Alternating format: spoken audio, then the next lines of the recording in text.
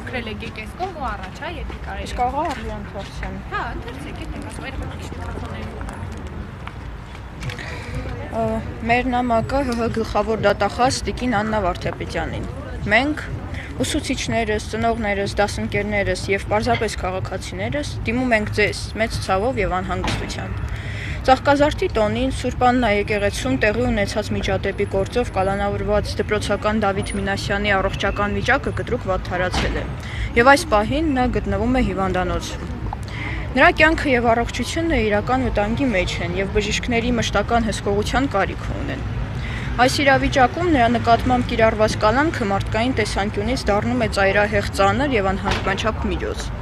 Մենք հավատում ենք, որ այսպիսի հանգամանքներում առաջնային պետք է լինի մարդու կյանքի եւ առողջության պաշտպանությունը։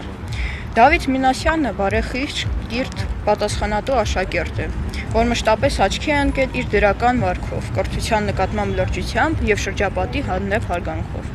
Նրա նկատմամբ կիրառված խափանման միջոցը մեծ անհանգստություն է առաջացրել ինչպես դպրոցական համայնքում, այնպես էլ հասարակության լայն շրջանակներում։ Մենք համոզված ենք, որ Դավիթ Մինասյանը հանրային վտանգ չի կարող ներկայացնել եւ արժանի է արդար ու մարդասիրական վերաբերմունքի։